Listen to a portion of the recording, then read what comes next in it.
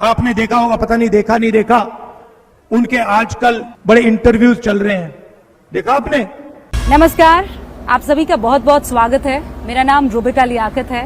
Interview में खुल के कहते हैं मैं बायोलॉजिकल नहीं हूं। मैं खुद ही अपने आप मानने लगा हूं कि शायद परमात्मा ने ही मुझे किसी काम के लिए भेजा है। मीडिया कहते हैं वाह वाह वाह वाह वाह, कमाल की बात की।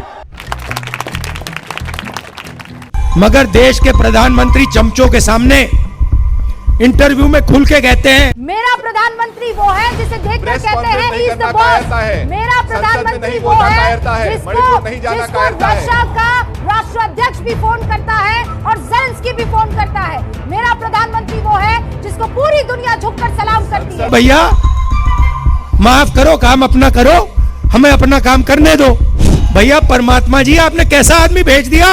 दुर्भाग्य से एक ऐसी सरकार आई जिसने संविधान सभा के उन संकल्पों पर पूरी तरह से धूल डालने का काम किया और इसलिए संविधान को बदलना और संविधान की जो मान्यताएं हैं उसकी जगह इस देश के प्रधानमंत्री को सेंगोलधारी हो जाना, फिर उसे ईश्वर का अवतार बनाना, जो 2014 में सेवक और 19 में चौकीदार थे, वो अवतार होकर हमारे सामने हैं। जिनको वोट न देना पाप है क्योंकि वो कह रहे हैं कि वो 5 किलो राशन दे रहे हैं और पुण्य मिलता है उससे।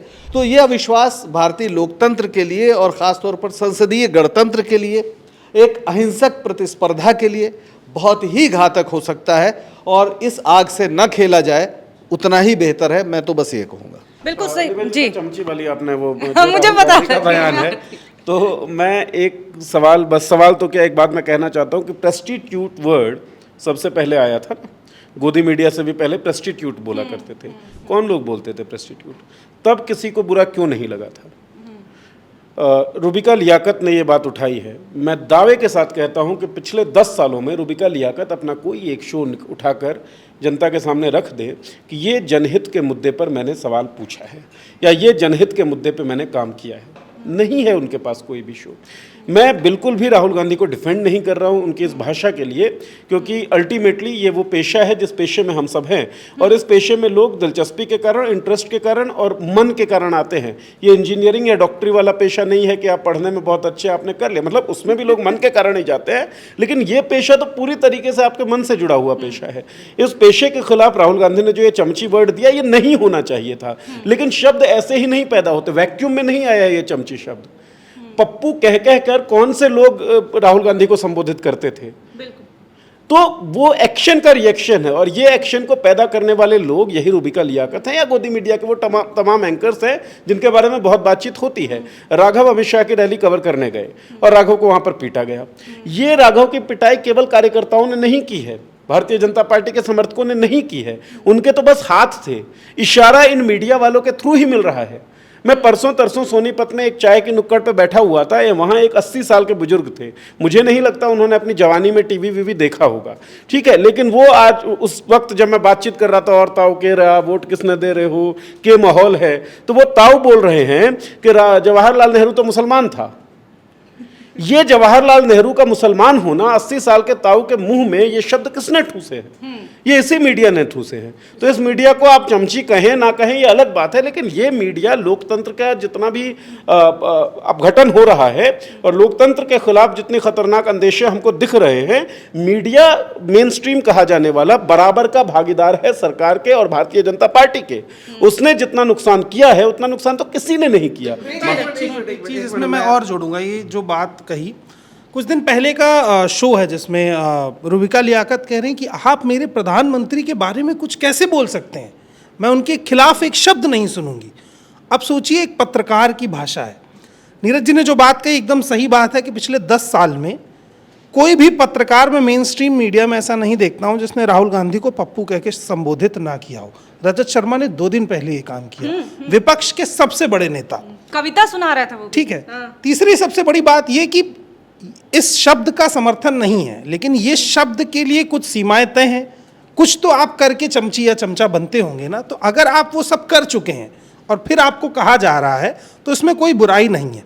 एक बड़ा अच्छा इंसिडेंट है कि मैं यूपी में एक जगह कवर कर रहा था, तो आदमी ने पूछा कि आप किस पार्टी से हैं, तो मैंने कहा मैं तो पत्रकार हूँ। बोले नहीं, पत्रकारों की तो पार्टी होती है ना, जैसे आज तक है, इंडिया टीवी है, ये सब बीजेपी से हैं, तो आप किस पार्टी से हैं? तो वो आदमी गांव का आदमी है जिसने 10वीं की पढ़ाई नहीं की है, उसको अगर ये बात पता चल गई है कि पत्रकारों की पार्टी होती है, तो फिर अगर चमचा और चमची कहा जा रहा है, तो अगर कहा नहीं जाएगा तो ये स्तर और घटिया तक जाएगा, इसको सुधारा जाएगा, इसी शब्दों से सुधरेगा। मैं जल्दी थोड़ा हम लोगों को करना पड़ेगा ये खत्म। बातचीत है जो इन्होंने कहा कि आप किस पार्टी से है, और कह देते हैं वो चैनल वाले वो वाला तो बीजेपी का है, तभी एक कोई जो दूसरा जानकार व्यक्ति होगा वो बैठा होता कहता है अरे ये यूट्यूब वाले, ये कांग्रेस वाले हैं। ठीक है, तो अब इस पे हंसी आ रही है हम लोगों की बातचीत, लेकिन कितना खतरनाक माहौल है, और ये माहौल किसने बनाया है? जिनको चमची कहकर संबोधित किया गया है उन्होंने बनाया है, तो ये एक्शन का रिएक्शन है। ये माहौल और मीडिया का सार बन चुका है। मैं बस बहुत संक्षेप में कहना चाह रहा हूँ, चमची सुनकर रुबिया लियाकत को खुश होना चाहिए, क्योंकि एकदम उनका यही काम है, और चमचा कोई बुरा शब्द नहीं होता, आपको बल्कि सम्मानित किया जाता है। एक नेता खुश होता है कि एक वो है ना कि एक जनसेवक को दुनिया में अदम क्या चाहिए, 4-6 चमचे रहे, माइक रहे, माला रहे। तो चमचा अगर आप हैं तो उस नेता की नज़र में आपकी अहमियत है। और कांशीराम ने तो चमचा युग किताब लिखा है, तो चमचा शब्द अपने आप में, चमचा या चमची कोई असंवैधानिक शब्द नहीं है, कोई गाली नहीं है, वो आपके गुणों का बखान है। तो रुबिया लियाकत खुश हो सकती हैं कि दुनिया ने मान लिया है कि उनके और प्रधानमंत्री जी के बीच में क्या रिश्ता है, वो बहुत स्पष्ट है। आप चमची हैं, आपके काम ऐसे हैं, आप सवाल नहीं करते हैं, आप मोदी जी के खिलाफ कुछ सुनना नहीं चाहती, तो चमचा और क्या होता है? हाँ, कुछ लोग कह रहे थे कि बाकियों की तपस्या में क्या कमी रह गई थी कि उन्हें नहीं कहा गया। तो यही तो स्थिति है कि जो अभी जो बात कही कि किस पार्टी के पत्रकार हो, यही मीडिया का सार है इस समय और माहौल का सार है।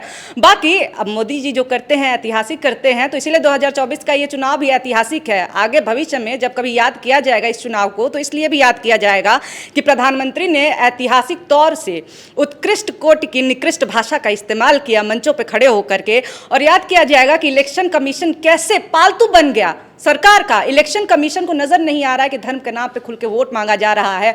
आप साउथ में देखिए, कई जगहों पे नजर आया कि जो नेता हैं वो धमका रहे हैं, वो मुसलमान जो महिलाएं हैं उनके बुर्के उठा करके चेक कर रहे हैं। उन नेताओं को किसने अधिकार दिया? लेकिन इलेक्शन कमीशन जो है कहने के लिए है, कहने के लिए कार्रवाई कुछ लोगों पर हुई, कुछ लोगों पर तो बिल्कुल होती भी नहीं है। हाँ, अगर आप विपक्ष के नेता हैं, सबसे बड़े नेता भी हो, तो आपका हेलीकॉप्टर तो चेक किया जाएगा, कहीं पैसा तो नहीं न लेकर के जा रहे हैं। बाकी आप दूसरी पार्टी के अगर समर्थक भी हैं और आप हजारों रुपए करोड़ों रुपए लेके जाइए तो कोई दिक्कत नहीं है, जल्दी कार्रवाई नहीं होगी, इसलिए डरना नहीं चाहिए उन लोगों को। लेकिन खैर, ये जो सारी चर्चा थी, इसी तरह की चर्चा आपको आगे भी सुनने को मिलती रहे, इसके लिए हमारे चैनल मॉलिटिक्स को सब्सक्राइब करना ना भूलें। अगर चर्चा अच्छी लगी हो तो लाइक कर दें, और हाँ, आगे किन विषयों पे, किन मुद्दों पे आप चाहते हैं कि हम बात करें, डिस्कशन करें, वो हमें कमेंट करके जरूर बता दें। बहुत शुक्रिया, बहुत धन्यवाद।